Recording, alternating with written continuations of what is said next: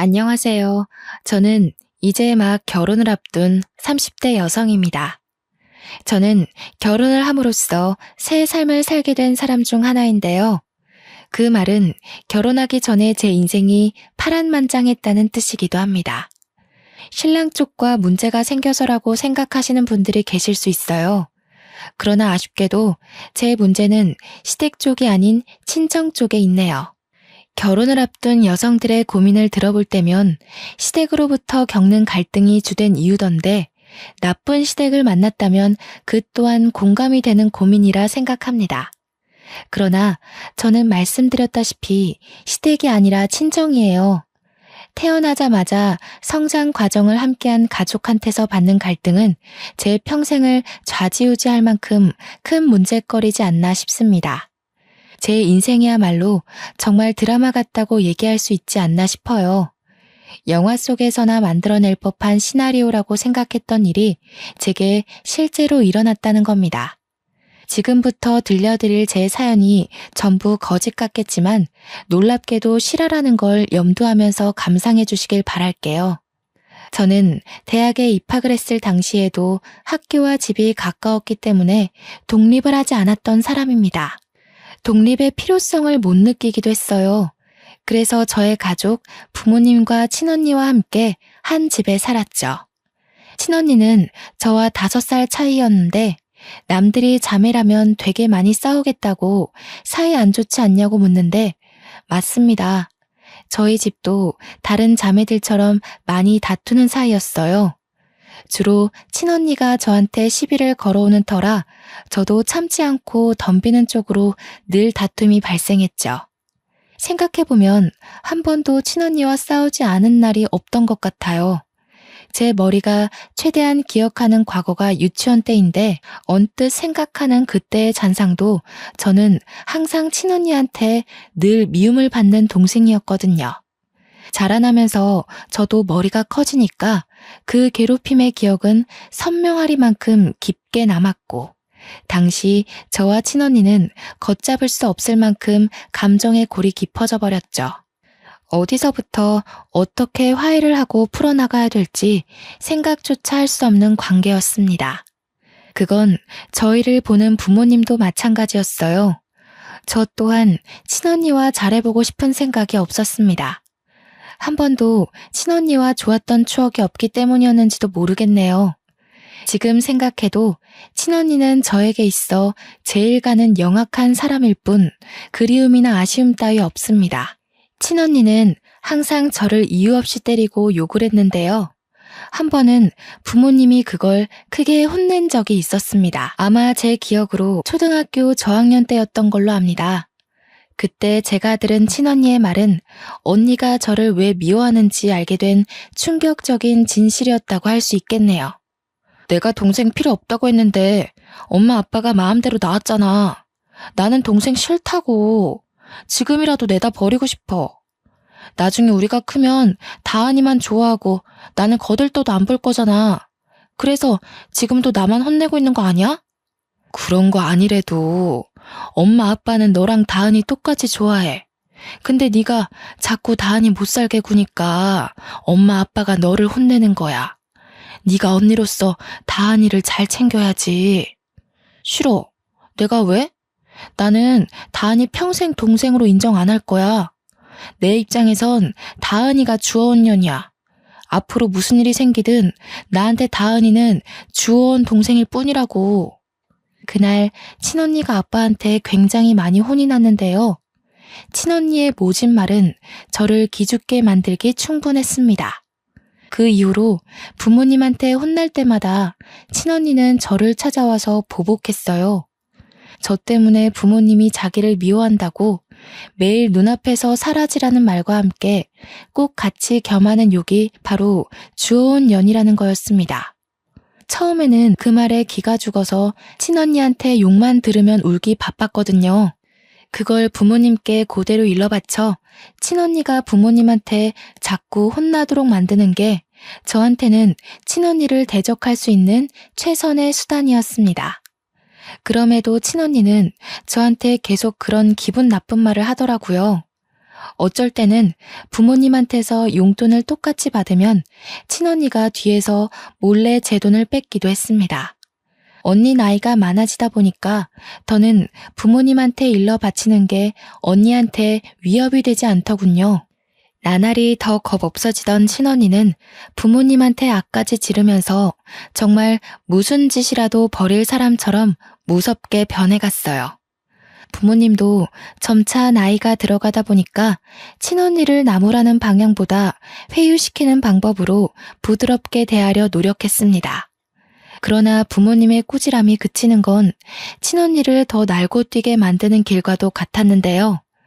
부모님의 꾸지람이 더 이상 자신을 자극하지 않자 친언니는 대놓고 저를 괴롭히기 시작했어요. 그때마다 부모님은 예전처럼 무섭게 매를 들지 않고 말로만 동생한테 그러지 마 하고 말았죠. 초등학생 때만 해도 언니가 무서워서 나약하게 당하기만 했던 저는 부모님이 저를 포기했다고 생각했어요. 매일 주어온의 소리를 듣는데 나중에는 그 말이 세뇌가 되었는지 부모님이 정말로 저를 사랑하지 않고 언니를 더 좋아한다는 생각이 들더라고요. 그렇게 내내 묻어온 오기와 반항은 사춘기 때 폭발했는데요. 그 시기에 저는 여태 가족들에게 보여줬던 모습과는 조금 달랐을 겁니다. 진짜 주워온 것 같이 생긴 게 누군데? 나는 엄마 아빠랑 닮았는데 언니는 어디 닮은 구석이 있기나 해? 내 친구들은 언니 보고 부모님이랑 하나도 안 닮았다고 그러더라. 언니야말로 주워온 사람 아니냐고 그랬어. 뭐라고? 미쳤어? 네가 뭔데 나한테 그런 말을 해? 넌 나한테 그럴 말 할 자격 없어. 너 실수로 만들어진 애인 거 모르지? 주제도 모르고 어디서 까불어? 친언니 말로는 부모님이 친언니 하나만 키우고 아이를 안 가질 생각이었는데 실수로 제가 생기는 바람에 낳았다고 했어요. 당시 그 말에 진심으로 상처를 받았지만 어릴 때처럼 부모님한테 찾아가 따져 묻지 않았습니다. 부모님을 믿었다기보다는 친언니 말에 휘둘리지 않고 싶었던 마음이 더 컸던 것 같아요. 그래서 어쩌라는 식의 대꾸만 하면서 친언니에게 되레 언니한테 배웠던 것처럼 욕만 해댔네요. 그렇게 친언니와 저는 서로 고등학생과 대학생이 될 때까지도 대들며 대판 싸우기를 반복하는 삶을 살았습니다. 저희를 혼내다가 지친 부모님은 우리 둘을 보고 절대 붙어있지 말라고 크게 나무라며 용돈을 끊기도 했어요. 당시 용돈이 한참 필요한 나이였던 저희들은 그 때문에 집에서만큼은 다투지 않게 되었습니다. 그러나 집 밖을 나서는 순간 저희는 집에서 일으키지 못한 분란을 한꺼번에 몰아서 터뜨리곤 했는데요. 한 번은 친언니와 제가 귀가 시간이 겹친 적 있었는데 아니나 다를까 저희는 엘리베이터 안에서 크게 다투고 말았습니다. 그땐 공간이 협소한 탓도 있어서 몸싸움까지 벌였네요. 결국 주민들의 신고로 우리는 경찰과 부모님이 오고 나서야 대항을 멈췄습니다. 경찰까지 등장하게 되자 심각성을 느낀 부모님은 그날 저희를 거실에 앉혀놓고 진지하게 대화 나누는 시간을 가졌어요. 도대체 너희 둘은 왜 이렇게 못 잡아먹어서 안달이니? 엄마 아빠가 하루하루 심장이 떨려서 살 수가 없어. 자매 다툼에 경찰까지 출동하는 게 말이야? 대체 어떻게 하면 안 싸울래? 너희들이 원하는 게 뭐야? 내가 왜 동생도 아닌 애랑 엄마 아빠를 공유해야 되는데?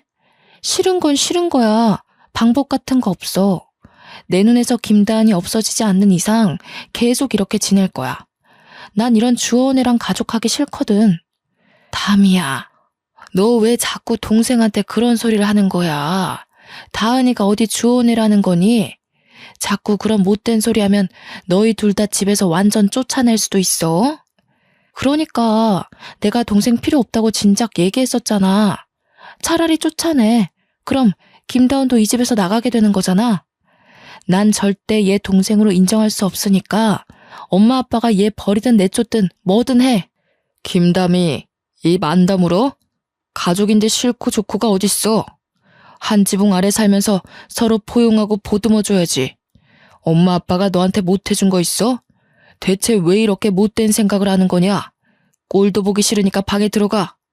친언니가 저더러 주워내라고 소리치는 건 내내 한결같았는데 그런 소리를 할 때마다 부모님은 날이 갈수록 상상외로 격한 반응을 일으키더라고요. 친언니가 하는 다른 폭언에 대해선 아무 말도 없다가 꼭 주워내라는 말에서만 민감하게 반응하셨어요. 한 번은 아빠가 성인이 된 친언니를 방에 데려가 딱딱한 매로 훈육을 시킨 걸로 알고 있습니다.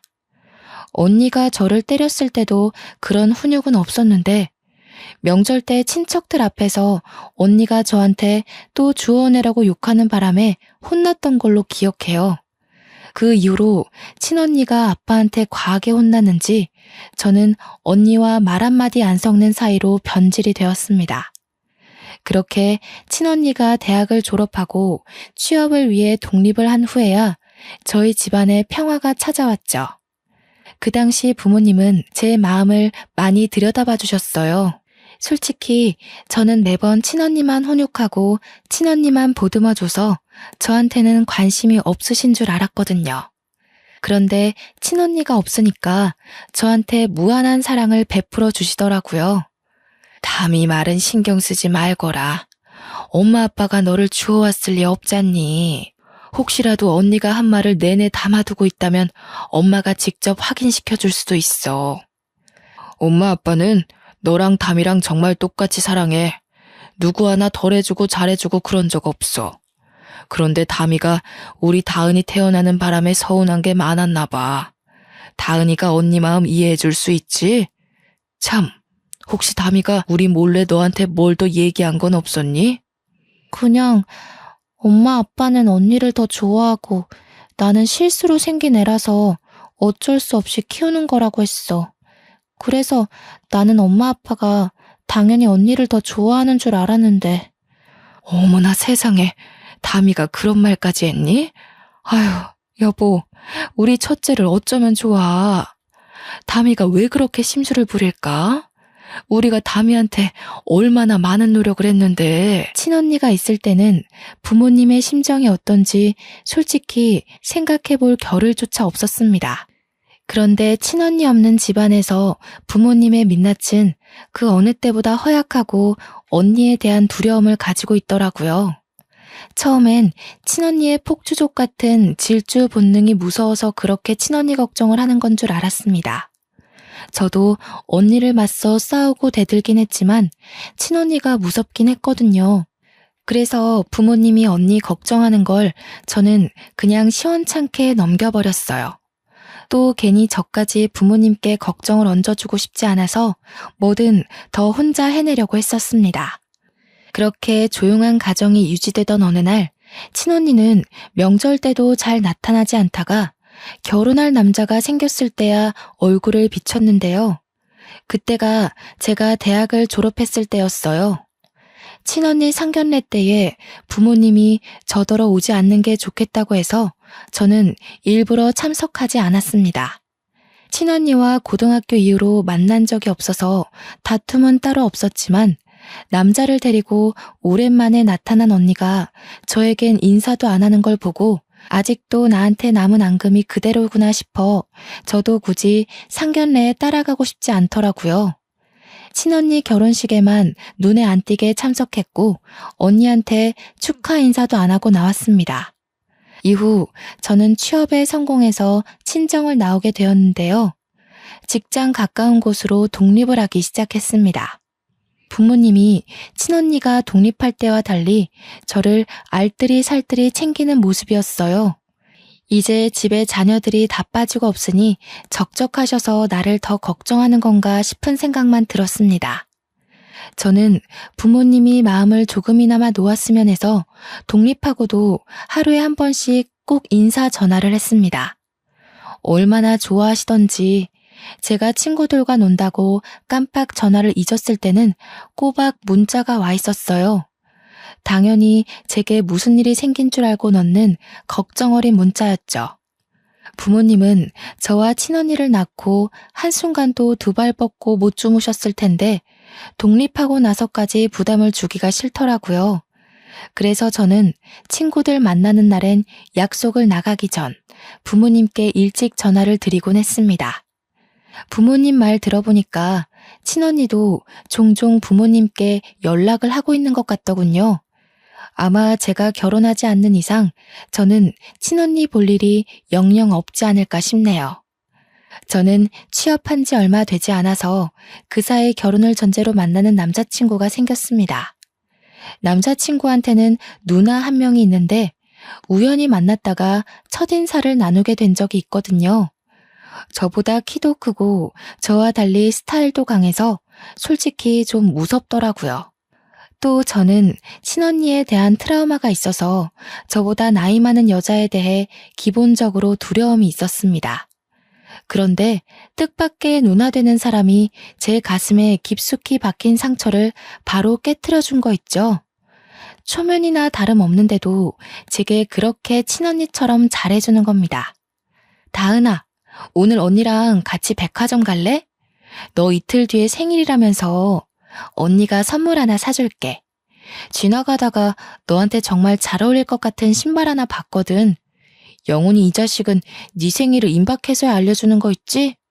아니에요 언니, 괜찮아요. 신경 안 써주셔도 돼요. 생일이 특별한 날도 아닌데요 뭘. 그러지 말고 제가 맛있는 거 사드릴게요. 제 생일이니까 제가 영훈 오빠랑 같이 밥 쏠게요. 생일이 왜 안 특별해? 그리고 나 7살 어린 동생한테 밥 얻어먹을 정도로 능력 없지 않다? 내가 여자 동생들 너무 좋아하거든. 근데 다은이는 유독 여리고 예뻐서 눈에 딱 들어오네. 너 부담스러울까봐 이것저것 다 사주고 싶은 거 어렵게 참는 중이니까 내일 퇴근하고 시간 비워놔. 제가 남자친구와 결혼을 전제로 만나는 중이라고 했잖아요. 그렇다면 남편 될 사람의 누나는 곧 제게 시누이가 될 사람이지 않습니까? 시누이면 소문으로만 듣길 우리 친언니 못지않게 성가신 존재라고만 알고 있었는데 의외로 예비 형님은 완전 다른 존재더라고요. 친언니한테도 못 받아본 마음을 형님한테 받으니까 제가 더 몸둘 바를 모르겠고 언니의 사랑은 어떻게 받는 건지 어색해 미치는 줄 알았습니다. 그럼에도 한편으론 굉장히 좋고 든든한 기분인 거 아니겠어요? 제 곁을 지켜주는 남편의 존재와는 완전 다르게 제 편이 생긴 느낌이었습니다. 저희 집이 그래도 좀 넉넉한 편이라서 제가 마냥 남편한테 받기만 하는 사람은 아니었는데요. 형님이 너무 많이 뭘 해주니까 저도 가만히 있기 그래서 한날은 형님 생일 때 명품 하나를 선물로 사줬습니다. 어머나, 다은이가 사회생활 할 줄 아네? 아무리 그래도 그렇지 이렇게 비싼 걸 주면 어쩌니? 언니가 다은이 등골 빼먹는 건 아닌지 몰라. 주위에서 애기 돈 뺏었다고 욕먹으면 어떡하나? 언니가 저한테 해준 게 얼만데요. 이건 약과죠. 앞으로 가족이 될 사이기도 하니까 언니한테 주는 선물은 남자친구한테 주는 것보다 더 아쉽지 않아요. 내 동생이 여자친구 하나는 거물로 잡았네. 혹시라도 영훈이가 너 못살게 굴면 이 언니한테 말해. 언니가 다신 찍소리 못하게 바로 처단해줄게. 당시 형님과 저는 얼마 만난 사이도 아니었는데 그저 형님이 제 친언니였으면 좋겠다 생각한 적이 한두 번이 아닙니다. 그만큼 형님이란 존재가 제게 색다른 감정을 깨우치게 만들었다는 거죠. 남편도 제게 하루빨리 결혼하자고 조르던 시기였고 저 또한 시댁의 분위기가 너무 마음에 들었기에 결혼을 늦출 필요는 없다고 생각했어요. 그래서 친언니가 결혼한 지 1년 반 만에 저도 결혼을 마음먹게 되었는데요. 제가 결심하고 부모님께 처음으로 알려야겠다고 준비하고 있던 그 시기에 뜻밖의 큰 고비가 찾아왔습니다. 친언니를 이렇게 빨리 다시 보게 될 줄은 몰랐는데 결혼식 때 보고 바로 다음 해에 만나게 된 셈이었어요. 그 이유가 바로 저희 부모님이 등산길에 미끄러져 사고를 당했다는 소식 때문이었습니다. 주말이었기 때문에 연락받은 저는 급하게 병원으로 향했어요. 제가 병원에 도착했을 땐 이미 언니와 형부가 와 있었고 부모님은 생을 마감한 뒤였습니다. 뭐예요? 형부, 우리 엄마 아빠 어떻게 된 거예요? 왜 엄마 아빠가 돌아가셔요? 제가 어제만 해도 통화를 했단 말이에요. 분명 어제까지 나한테 일하느라 고생했다고 주말에 반찬 챙겨서 온다고 그랬단 말이에요. 거짓말이죠. 거짓말이라고 해주세요. 미안해, 처제. 우리도 연락받고 놀라서 달려왔어. 다른 등산객이 발견하고 신고해줬대. 그래도 병원 올 때까지는 숨이 붙어 있었다는데 수술 과정에서 그만 돌아가셨어. 형부의 말을 듣는데 하나같이 믿을 수 없는 말만 하는 탓에 저는 주저앉아 오열을 했습니다. 그래도 사람이었던 건지 친언니도 눈물을 보이긴 했는데요. 그렇다고 저를 들여다봐주는 건 아니었고요. 형부가 정신 못 차리는 저를 대신 챙겨주었습니다. 장례식 때도 친언니와 저는 대화 한 번 나눈 적이 없었어요. 거의 형부랑 제 예비 남편을 통해서 필요한 말만 전하고 들었을 뿐이었어요. 그렇게 장례를 마무리하고 친정집에서 친언니와 형부를 나란히 마주하게 되었는데요. 그날 저는 친언니에게 아주 충격적인 말을 듣게 됩니다. 우리 부모님 재산이 왜 피 한 방울 안 섞인 너한테 가야 하는데? 이제 엄마 아빠 없으니까 알려주는 건데 너 우리 식구 아니야. 입양아야. 뭐라고? 뜬금없이 그게 무슨 말이야. 엄마 아빠는 그런 말 없었는데. 나더러 태어나줘서 고맙다고 생일 때도 꼭 그렇게 축하해줬어. 이젠 하다하다 그런 소리까지 지어내는 거야? 네가 세상에 태어나긴 했으니 축하는 해줘야 되지 않겠니? 그게 엄마 뱃속만 아니었을 뿐이지. 이제 알았으면 이 정도도 감지덕지하고 받아. 그리곤 다신 얼굴 마주하는 일 없도록 하자. 가족도 아니고 엄마 아빠도 없는데 얼굴 보는 거 더 이상 껄끄럽잖아? 친언니는 제게 어떤 종이 한 장과 돈봉투를 내던졌습니다. 두툼한 돈봉투보다 종이 한 장만이 제 눈을 의심케 했죠. 그건 다름 아닌 제 이름 앞으로 된 입양사실 확인서였습니다. 30여 년 가까이 이 사실을 모르고 있다가 부모님이 돌아가시고 나서 알게 된 저의 실체인 셈이었죠. 너무 충격이라서 그 확인서만 뚫어져라 보면서 아무 말도 못하고 있는데 친언니가 마지막 말로 제게 쐐기를 박더라고요. 엄마 아빠도 널 가여워해서 그만큼 키워놓은 거야. 근데 사람이라는 게 참 그렇다? 피 안 섞인 자식을 아무리 내 새끼라고 키웠다 해도 재산까진 물려주고 싶지 않은 게 부모의 진짜 진심이거든. 그래서 이미 나한테 상속하겠다고 위임장을 써놨더라고. 그러니까 내가 지금 너한테 준 돈은 온전히 내가 쓰는 선심이라는 거야. 감사하게 생각하고 네 돈 아닌 것에는 괜히 눈독 들이지 마. 그렇게 친언니는 그대로 집을 나가버렸습니다.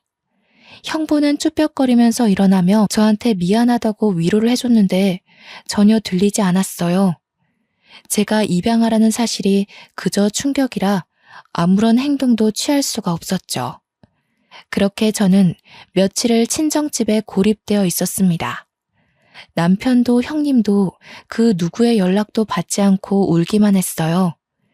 이미 하늘로 가버린 부모님께 원망하는 것 말고는 아무것도 할 수가 없어서 더없이 속앓이만 했네요. 엄마 아빠는 왜 그랬을까요? 왜 저한테 말해주지 않았을까요? 왜 내가 입양이 된 건지, 그럼 내가 버려진 아이라는 건지, 그렇다면 내 친모는 누구인지 저는 아무것도 알 수가 없었습니다. 나이가 30이나 되었다는 걸 잊어버리고서 다시 아이로 돌아간 것처럼 울었어요. 기진맥진으로 몇 주를 흘려보내고 친정집 빼고는 전 재산이 언니한테로 갔다고 문자만 받았습니다. 저한테 남은 거라곤 부모님과 살던 이 집과 친언니가 던져주고 간 5천만 원의 돈뭉치뿐이었죠. 그럼에도 그딴 돈 사정은 제 신경을 자극하는 거리가 못 되었습니다. 그보다 저를 여전히 휘어잡고 있던 문제는 거실에 덩그러니 놓여있는 입양사실 확인서였어요. 거기는 보육원 이름과 주소가 적혀 있었거든요. 제가 마음을 다잡고 집 밖을 나가게 만들어준 것이 바로 이것 때문이었습니다. 보육원의 존재를 찾기 위해 저는 집구석에만 박혀 있을 수가 없었어요. 그렇게 찾아간 보육원에선 아이들 소리가 가득했는데요. 제가 저 아이들과 같은 처지였다는 사실에 기분이 오묘했습니다. 저는 단 한 번도 부모가 없다는 생각을 해본 적이 없는 사람이잖아요. 부모가 있는데 부모가 없는 애라고 하니까 도무지 받아들여지지 않는 거 있죠. 저는 저를 반겨주는 그곳 원장님을 만나서 들고 있던 확인서를 보여드렸습니다. 제가 여기서 입양되었다고 들었어요. 혹시 친모도 알 수 있을까요? 만나려는 게 아니라 어떤 분인지만 알고 싶어서요. 이런 곳이 처음이라서 이런 부탁을 하는 게 실례는 아닐까 걱정했지만 원장님은 흔쾌히 허락해 주셨습니다. 커피 한잔 하면서 잠시만 기다리고 있으라던 원장님은 컴퓨터 자리로 돌아가 기록을 확인했습니다. 종이와 화면을 번갈아 보면서 몇 번이나 고개를 기울였는데 저는 그 모습을 바라보기만 할 뿐 영문을 모르고 기다리기만 했죠. 금방이면 된다는 원장님은 근 10분간 혼자 고뇌를 하다가 찝찝한 표정으로 제게 돌아왔습니다. 김다은 씨라고 하셨죠? 실례지만 이게 본인 서류가 확실한가요? 어디 다른 종이와 헷갈려서 가져오신 건 아니고요? 아니요, 제 거 맞습니다. 부모님께서 가지고 계셨던 걸 들고 온 거예요. 왜 그러시는데요? 뭐가 잘못됐나요? 자꾸 신뢰되는 질문을 하는 것 같네요. 저희 전산에 기록된 정보랑은 이름이 달라서요. 본인께 확실하다면 혹시 개명하셨나요? 저희 쪽에는 이 확인서 정보가 김다은 양이 아니라 김다미 양으로 원화 등록이 되어 있거든요. 부모님을 여의고 그것조차 제대로 추스리지 못한 제게 원장님의 말은 또 한 번의 충격이었습니다. 당시 그게 정말이냐고 원장님한테 몇 번이나 되물었던 기억이 나네요. 원장님은 곧바로 새 확인서와 원화 등록 정보를 함께 뽑아서 제게 가져다 줬는데요. 원화 등록 정보에 있는 어린아이의 사진은 제가 알고 있는 우리 친언니의 얼굴이었습니다. 온몸에 소름이 쫙 돋으면서 도대체 이게 어떻게 된 일인가 한참을 생각했어요. 원장님께서 혹시 누가 위조를 한 게 아니냐고 묻는 순간 저는 그 말에 친언니가 사기를 쳤다는 사실을 뒤늦게 깨달았습니다. 저는 원장님께 양해를 구하고 새 확인서와 원화 정보를 들고서 언니를 찾기 위해 전화를 걸려고 했습니다. 그런데 마침 남편한테 전화가 오더라고요. 제가 연락 없는 동안 가장 많이 걱정하고 시름시름 앓았던 사람일 겁니다. 그동안 아무것도 하기 싫은 마음에 걱정해주는 사람 생각도 못하고 남편 연락을 피했거든요. 저는 미안한 마음을 안고 전화를 받았습니다. 미안해 오빠. 내가 엄청난 사실을 알아버려서 한동안 아무 생각도 하고 싶지 않았어. 그래도 나 걱정해주는 오빠 생각해서 그러면 안 되는 거였는데 정말 미안해. 아니야. 무사하면 됐어. 나는 또 네가 부모님 그렇게 되고 극단적인 생각이라도 했을까봐 얼마나 마음 졸였다고. 목소리 들었으니까 됐어. 그래서 지금은 어딘데? 다은이니? 전화 받았어? 이리 줘봐. 다은아, 너 도대체 어떻게 된 거야? 언니가 얼마나 걱정한 줄 알아? 괜찮은 거 맞지? 너 지금 어디야? 언니한테도 정말 미안해요. 저 지금 친언니한테 가요. 이걸 모른 척 넘어가기엔 돌아가신 엄마 아빠가 너무 불쌍하잖아요. 남편과 형님은 저와 친언니 관계를 어느 정도 알고 있었습니다. 특히 제가 형님한테 제 친언니였으면 좋겠다고 하면서 직접 친언니와 많이 비교했기 때문에 형님은 친언니가 저를 얼마나 괴롭혔는지 아주 잘 아는 사람이었어요. 그래서 저더러 그 여시한테 왜 가냐고 성질을 그렇게 내더라고요. 혼자 거길 갔다가 무슨 꼴을 당하려고. 그 여자 성깔이 아주 괴팍하던데. 너 기다려. 혼자선 안 돼. 언니가 같이 가줄 테니까 집에서 딱 기다리고 있어. 제가 부모님 돌아가시고 연락이 끊겼던 이유를 설명했을 때만 해도 가슴을 쓸어내리며 무사한 것만으로도 감사하다고 말하던 둘은 친언니 얘기에서 불같이 행동했습니다. 이미 저와 통화를 하면서 집을 나서는 소리가 들리더라고요. 솔직히 혼자 가기 무서웠는데 둘의 도움을 받으니까 용기가 더 생기는 거 있죠? 저는 그렇게 친언니 집에 찾아가는 데 성공했습니다. 그것도 친언니가 아닌 형부한테 전화해서 알아낸 주소였어요. 제가 모든 사실을 알게 된 사정을 얘기하니까 형부가 난감해하면서 결국 주소를 알려준 거였습니다. 찾아간 친언니의 신혼집은 부모님 재산 덕을 봤는지 부자 동네에 자리하고 있는 주택이더라고요. 문도 형부가 열어줬던 터라 친언니는 아예 영문을 모르고 있었나 봅니다. 잠옷바람인 채로 저를 보자마자 당황하더니 금세 역정을 내더군요.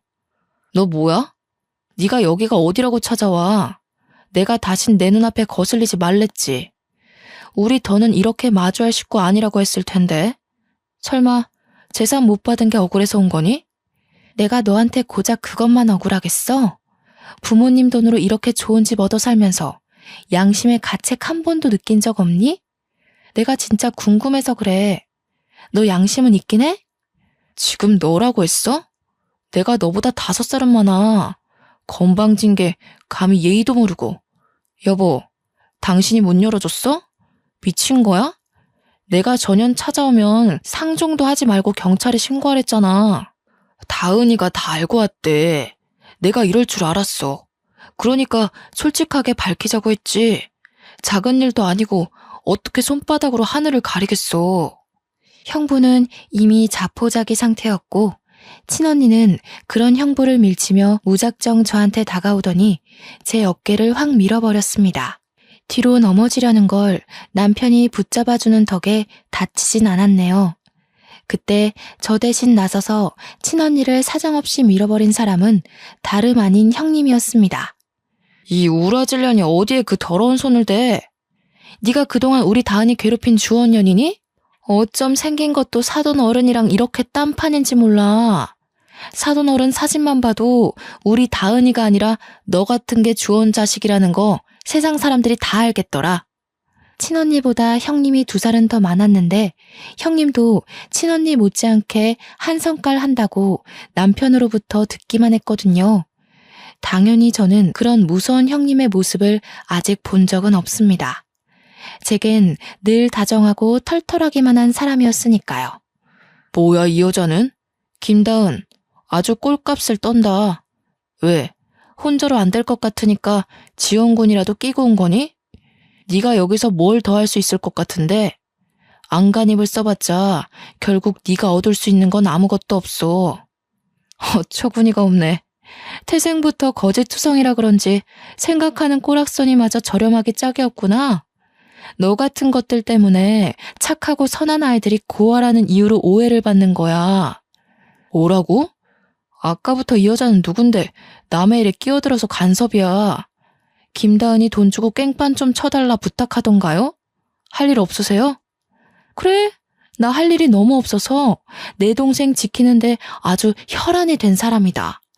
누가 우리 착한 다은이 피 빨아먹고 있다는 소문을 들었거든. 사기꾼 한 명 끌어내려고 냉큼 쫓아왔어. 형님이랑 친언니가 서로 덤비며 싸우려는 걸 형부와 남편이 말리느라 집안이 순식간에 난장판이 되었습니다. 그때 저는 친언니에게 다가가 제가 알고 있는 모든 사실을 밝히며 따져들었죠. 내가 입양하라고? 드라마 너무 많이 본 거 아니야? 요즘 세상에 그딴 거짓말을 하고도 언니가 무사할 것 같았어? 언제까지 숨길 수 있을 거라 생각했는데 형부가 미리 언지를 주지도 않았는지 친언니가 제 고백에 살짝 당황하더라고요. 그러나 그도 잠시 곧장 발뺌하며 오히려 적반하장식으로 나오길래 저는 가방에서 꺼낸 서류를 친언니 얼굴에 던져버렸습니다. 이래서 나를 그렇게 괴롭혔니? 뭐가 그렇게 셈이 나서? 너 도대체 뭐하는 인간이니? 우리 부모님 관심이 목적이었던 거야? 아니면 재산이 목적이었던 거야? 네가 이런 짓을 벌이고도 과연 하늘에 계신 부모님께서 곱게 눈 감아줄까? 그래서 네가 사실을 다 알았다고 해도 달라지는 건 없어. 이미 부모님은 나를 자식으로 인정했고 재산도 나한테 다 상속했잖아. 너야말로 이 재산이 탐나서 다 파헤치고 행패 부리는 거 아니야? 경찰 부르기 전에 당장 꺼져. 그래, 경찰 불러. 나도 네가 사기치고 부모님 재산 빼돌린 거랑 이 서류 조작해서 일 꾸민 거랑 싹 다 고발할 거야. 경찰 불러 당장. 싸우더라도 매번 동생이라는 이유로 지기만 했던 제가 경찰을 직접 부르는 솔선수범을 보이자 친언니가 크게 멈칫하는 겁니다. 그리곤 바로 형부를 뿌리치고 저를 덮쳤어요. 그대로 제 머리채를 잡는 친언니를 떼어놓느라 온 사람들이 우리를 애워싸기도 했습니다. 한바탕 소동이 일어난 사이 신고가 들어갔던 경찰이 찾아왔고 저와 언니는 나란히 경찰서를 가게 되었죠. 다른 식구들도 자차를 몰고 금방 뒤따라왔습니다. 거기서 저와 언니가 각자의 사정을 다 고백했는데 끝까지 자기가 친자식이라 주장하는 친언니 때문에 당장 해결이 안 되지 뭡니까? 제가 확인서도 다 보여줬고 원장님한테 전화를 걸어 확인까지 시켜줬는데 친언니가 너무 강하게 고집을 피우다 보니까 경찰도 제 의견의 신빙성이 더 필요하다고 느꼈나 봅니다. 경찰이 한참 곤란해하고 있는 그때 지켜만 보던 형부가 자처하여 제 입장에 힘을 실어줬는데요. 제가 말씀드릴게요. 더는 제 와이프가 망가지는 꼴을 못 보겠네요. 처제 말이 다 맞습니다. 필요하시다면 와이프가 여태 처제 속이려고 진행했던 재산 과정에 대해서도 증언할게요. 여보 미쳤어? 무슨 소리야. 도와줄 거 아니면 가만히 있던가. 우리 재산 몰수당하면 당신도 빈털털이 되는 거 몰라? 아무것도 모르면 가서 앉아있어. 결국 형부는 친언니를 외면하고 다른 자리에서 친언니의 실체에 대해 증언을 하였고 형부의 증언이 크게 작용하여 친언니는 그 자리에서 바로 구속이 되었습니다. 구속 수사를 하고 보니 친언니가 재산상속 위임장에 부모님 도장까지 훔쳐서 직접 작성했다고 하는 거 아니겠습니까? 듣고서 기가 막혀 죽는 줄 알았습니다. 도대체 얼마나 배짱이 커야 이런 엄청난 일을 과감하게 저지를 수 있는 걸까요? 경찰 말로는 상속 재산 처분은 쉽게 해결하기 어려운 부분이라서 보통은 가족끼리 의논하여 합의를 본다고 합니다. 하지만 저는 여태 친언니에게 당해온 악질을 용서할 수 없었고 위임장까지 위조하면서 돌아가신 부모님을 능욕한 것 또한 절대 그냥 넘길 수 없다고 생각했어요. 저는 한치의 고민도 없이 친언니를 고소했습니다. 빚을 내서라도 변호사를 선임해 끝내 저희 부모님의 재산을 모조리 몰수해왔죠. 벌금을 낼 돈이 없던 친언니는 그대로 5년 이하의 징역을 살게 되었다고 들었습니다. 그 전에 형부와는 합의 이혼을 진행한 걸로 알고 있고요. 모든 걸 다 끝내버리고 친정집을 정리하던 중 형부에게 문자가 한 통 왔었는데요. 그동안 미안했다고 어른으로서 창피한 짓을 저질렀다며 사과하는 내용이더라고요. 그리고는 형부와도 연이 끊어졌습니다. 친정집을 부동산에 내놓고 정리할 때까지 제 옆을 든든하게 지켜준 예비 남편과 본격적으로 결혼 준비에 돌입했는데요. 남편이랑 형님이 힘든 일을 한꺼번에 치룬 저를 위해서 가족보다 더 따뜻한 손길을 내밀어 주었어요. 부모님을 여의고 제가 과연 이 넓고 험한 세상을 버티며 살아갈 수 있을까 무섭기도 했거든요. 제 옆에 남편과 형님이 있다는 걸 잊고 바보같이 고민을 하고 있었던 겁니다. 시댁 식구는 저에게 무엇보다 감사한 새 울타리가 되어주었습니다. 결혼을 하고 시댁으로 합가를 하여 신혼을 시작했는데 시댁에 직접 들어가 살다 보니까 남편과 형님의 훌륭한 인품이 시부모님을 그대로 빼닮았다는 게 느껴지더라고요.